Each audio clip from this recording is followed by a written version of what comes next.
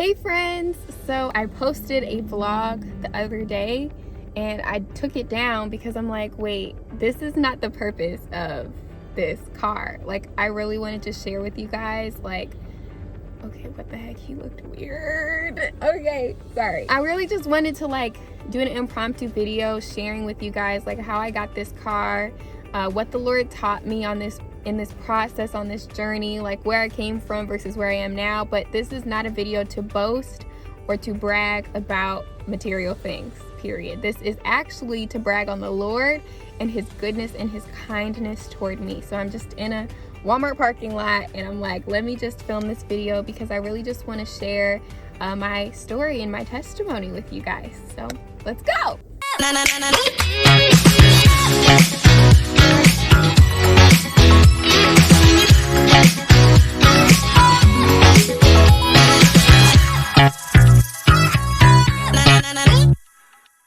It worked out to where my sister actually just moved to a different state and she was driving my grandparents' old car. So it was like a Honda, like a 2002 Honda. And so that kind of got passed down to me because she got a new car right before she moved. So that car kind of like got passed down to me. So it's been in the family for generations, which is pretty cool. And so I was driving that. I was honestly at first like, okay, I do not want to drive no 2002 Honda. I mean, I know that it's a blessing, but I was just kind of like being a little bit picky because it didn't drive the way that I wanted to. It wasn't smooth.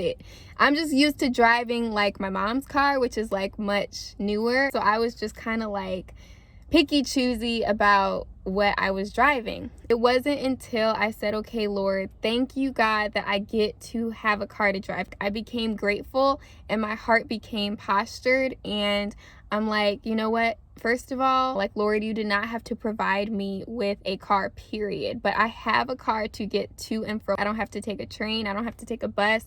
I don't have to ask anybody for a ride. I don't have to call an Uber. I don't have to pay for an Uber. This car is paid off. So it was a whole blessing for me. But I was over here being human and being like, no, I need something else. So just on that process, like a couple months went by and like I've been looking for a car, and now at this point I'm getting kind of like more income in, and I've been saving already just for like life stuff. I was saving up, and at first I thought I was gonna get my Audi, right, which has been my dream car since 8th grade. And it wasn't until I started looking at cars and really searching was when I was like, oh, that's not very smart. So I was like, okay, no, I'm not gonna get an Audi for my first car unless the Lord does something miraculous. But I just put the Audi out of sight, out of mind. Like, okay, God, I'm just gonna follow what you're saying, and you know, whatever you give me as my first car, I'm gonna be pleased with. And so first step was, you know, saving money. Second step was, I mean, like, the job thing came spontaneously, but just saving more money and being smart with my money, not spending on things that I don't need. And third, like, I still live with my mom, so it's a true blessing that I don't have any like major bills to pay already. So just taking advantage of like the position that you're in as a young person, or even as a person in general, like you don't have to get your own apartment or anything. You can be independent but be still living with your parents, and that's fine. So all of these things were kind of set up in my favor, and after just saving money and praying for this car and praying for the right timing, I finally started going to different dealerships and looking for cars. So the first car that I looked for was a Volkswagen, because I started to like those. I was looking them up. I was like, okay, I like these, and I test drove one. It was great. I really wanted it, but it was like way over budget. It was like $11,000, and I was like, listen, here's the thing. Things started getting real for me once I found out I'm paying for this car by myself. Okay, so my mom was helping me on this journey. Like, you know, I got pre-approved and everything to finance the vehicle, and my credit score is good. And yeah, so I mean, but it really hit me when I realized I'm gonna be paying for this car. So I'm like, I'm not about to get no $11,000, $10,000, $9,000 car when I know that I'm gonna be paying for it. So just rewinding just a little bit, when I was maybe 18, I just made a statement like, I want to pay my first car in cash. And I didn't really know what that meant. Honestly, I was just kind of talking. It just sounded good to me. And turns out I went to another dealership, and this specific one, the people were very professional, but they were also welcoming to me, because one of the dealerships that I went to, they were not very nice. Okay, they were pleasant, but when people are just kind of okay, I'm ready to go because your customer service is not on 10 right now. So that was what it was at that past dealership. And I really wanted this Mitsubishi Outlander Sport, but then I found out it was a CVT transmission, and the mechanic and my brother was like, don't get a CVT. So anyway, I wanted 2 cars really bad, and it turned out I did not get them for one reason or another. First thing that they ask you is well, depending on the one that you go to, some people ask me what is my credit score looking like, what kind of car am I looking for, how much am I looking to pay. So we talked numbers first, and then he was like, okay, so these are the cars that are in your price range. And at all the cars that I saw, I was like, I am not feeling this. I test drove the one that I went there for, which is this Kia, and I drove it, and I'm just like, this doesn't feel right. The visibility ain't good for me. And so I was like, next. And basically, I was tired and I was done after test driving that one, because I was depleted at this point in the car shopping process. So I was over it. And as soon as I was like, you know what, I think I'm gonna leave, man of God. I told the sales guy, I think I'm done. And he was like, well, why do you feel like you're done? And I'm like, because I'm just I don't see anything that I really want here. Nothing is bringing me peace. And honestly, at that point, he got his manager, and he said, the manager was like, well, we just got a car in. Do you want to take it for a test drive? Now I'm thinking, okay, this has to be the car. God be working in mysterious ways like that. A car just showed up. This is probably for me. Y'all, absolutely not. It was dirty, and yeah, it just wasn't it. And it wasn't good enough for the price that they were trying to sell to me for. And there was this one last car that the manager was like, oh, did you guys look at this one? And the sales guy, before the manager, he told me about that car, but I kind of looked at it, and I just kind of walked past it, because I'm like, the mileage is too high, and it just didn't stick out to me like that.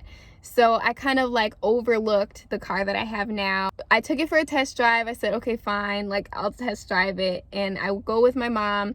Literally, I did not want to bring the car back to the dealership. It was one of those things where I'm like, okay, God, I feel like, oh, Jesus, I feel like this is my car, and I did not want to take it back. So 30 minutes later, on the test drive with my mom, no, literally maybe 20 minutes, we were on the test drive. I was just like, I want this car. How can I get this? And everything started sinking in. Wow, this is real. I'm 21. I'm about to get a car. I didn't know how it was going to happen, but we go, and I was like, okay. He's like, what do you think? I was like, I like it. I like it. So we went to the office, and we start talking more number stuff, and I'm trying to get the car financed, right? Right now, I'm not working as a full-time employee. I'm working as a contractor. So that kind of messed things up, because they were like, well, if you were a W-2 or whatever, W-9, whatever the term is, you would be able to finance this car with no problem. So I'm like, I'm getting discouraged at this point. They're telling me I can't get this car. And so I asked my mom, what is my other option? What else can I do in order to get this car? And she said, well, you can pay it in cash. And I was like, huh? I'm like, okay, sure. So I was just like, okay, so you mean give them the money now, all here now? And so we worked it out to where it was in my budget. Thank God my mom was there, because she is a boss, and she was like, we not taking this for this price. We going lower than that.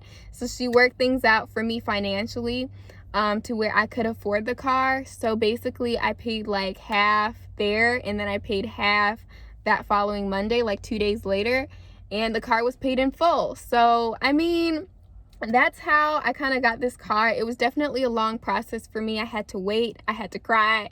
I mean, I didn't have to, but I waited, I prayed, I cried, I was discouraged. I was like, I want my Audi. I was like, but that don't make sense. And I was trying to like lean on faith, but there's a difference between like faith and wisdom. Like, you really need to make sure that you're operating in wisdom and not just like, this is my desire and I'm gonna get what I want when I want it. So this has really taught me a lesson to just be patient, number one, to be grateful, number two, and to just trust in the Lord, because you guys, this car has been nothing but a blessing. My number one thing was cleanliness, and this car is very clean. It's a 2011, so it's not like super new, but it's just right for me. And so I want to encourage you today with this, and knowing that the Lord knows what you need, when you need it, how you need it, where you need it, okay, and when you need it by. So he has just really provided for me, and I boast in the Lord, and I just want to thank God for his favor upon my life. And this car's name is Blessing, because the blessings of the Lord make rich and add no sorrow. And really, I really feel as though me paying in cash like at 21, apparently it's unheard of.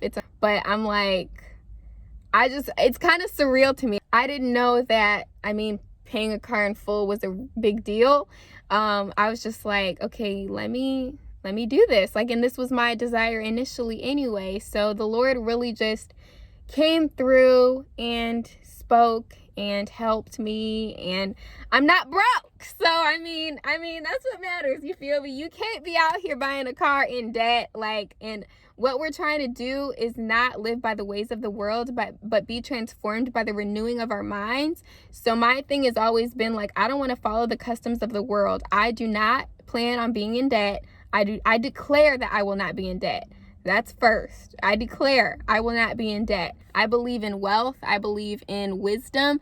I believe in not like being rich, but I believe in riches, meaning like that the Lord will sustain you, and he will make you he will give you a surplus of goods in whatever you need. So I just believe in the Lord. Like, Jesus was a man of no reputation. Like, he didn't care about material things. He was just like, I'm gonna do whatever the Lord tells me to do, and I will serve the God of my life for all of my days. And that's just my goal. Like, I just want to serve the Lord, and I think that this car just gives me another opportunity to do that in a whole new way. So please do not idolize material things, because as soon as I got this car, I'm like, wow, okay, I got a car, but I'm still not full. Like, I want to change lives. I want to save lives for the kingdom of God. And I want to see people in heaven. Like, I want to see us in heaven rejoicing at the end of our journey. And that's not through a car note. That's not through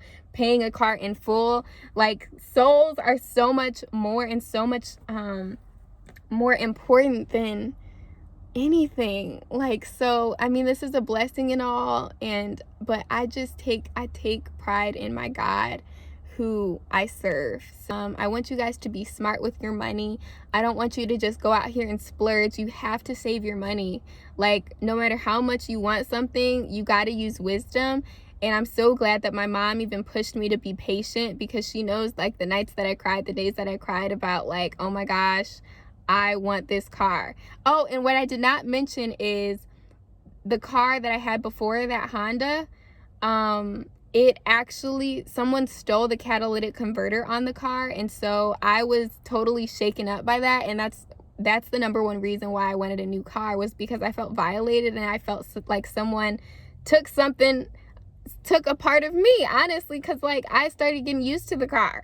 And next thing I know, someone steals a part off the car. We take it to the mechanic, and they're like, oh, like they stole your stuff. Like, they knew what they were doing when they were doing it. And so at that point, I was just like, man, God, please just give me a new car, because I don't want to have to like live feeling like I'm always being followed or something. So I mean, as soon as that happened, I got that fixed. I paid for that, and I was just like, I don't want to put any more money on this car. That I just don't want to do it. So I was like, I feel like I'll just be wasting money at that point. So then I started driving the car, everything was good, and then the radiator breaks, like just randomly, like, and it's an old car, so things happen. But I was just like, okay, I just think it's time to just get something else. And so that's just when I really started like looking harder, praying harder. And that's when the Lord provided. I want to leave you guys with this. My amazing friend, LaShawn Brown Jr., we were talking one day, and he just gave me like this statement or quote that I just want to pass on to you guys because it really touched me. So the quote says, or his statement says, money is not our source. It is our seed. God is our source. And money is not our source. God is our source. And I mean, whatever you're believing for financially, the Lord will provide in time. And I think that we can get so caught up in idolizing just a material thing. Money is paper. I mean, and yes, it has some value, but it will never be more valuable than first and foremost your soul, and then our source, who is God.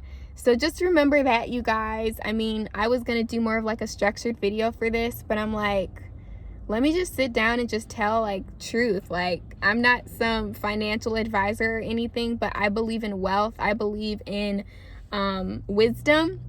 And I just want you guys to be moved and inspired and know that there is a way to not be in debt. There is a way to do things and serve the Lord in every aspect of your life, even financially. So this is purity, guys. This is purity. This is purity in your mind, your body, and your soul. So when I speak on purity, I'm not only talking physical, bodily, sexual purity. I'm talking like, let's manage our money right. Like, let's manage our money in a way that's holy and acceptable unto the Lord, because what we do with our money is ultimately like how we respect ourselves, like how we honor our bodies. I believe that the way that we handle money is a way that we honor what the Lord gives us, and we need to steward all that he gives us well. So I just wanted to encourage you guys with that. I love you so much that you can do this too, and that the Lord is good, and that, you know, as long as you serve the Lord, he will provide, that he will sustain. And yeah, please remember that purity is possible.